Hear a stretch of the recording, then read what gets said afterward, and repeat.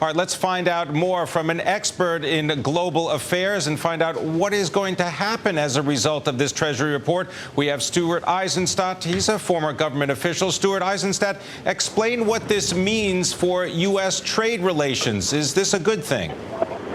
Well, I was former Deputy Treasury Secretary, actually, when Tim Geithner was Undersecretary. It is a good thing, and it's the only conclusion that could responsibly have been reached for several reasons. First, China, under great pressure that they might be labeled a currency manipulator, moved just before the G20 Toronto meeting to announce that they were going to have a more flexible exchange rate and allow the appreciation of the RMB. And Secretary Geithner's statement that we're going to closely monitor that to see how much of an appreciation they make is exactly what should be done. Number two, let's remember that we've just laboriously worked with China as well as with Russia to get them to reluctantly sign on to UN sanctions against Iran. So when you make these decisions, you don't make them totally in isolation.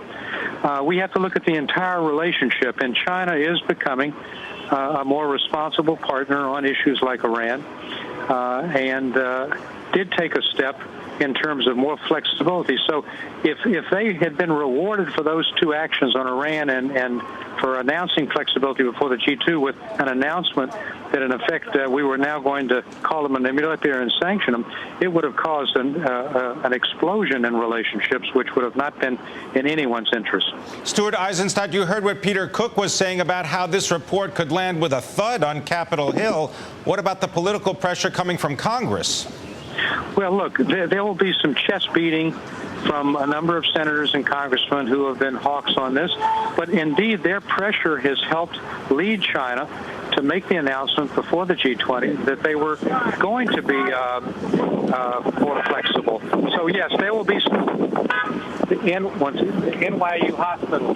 So it will certainly lead to some chest beating, but I think that this was widely anticipated and widely known, and widely expected. All right, I want to thank you very much, Stuart Eizenstat, giving us some perspective on this breaking news, the report from the U.S. Treasury Department that China not being labeled a currency manipulator. Now,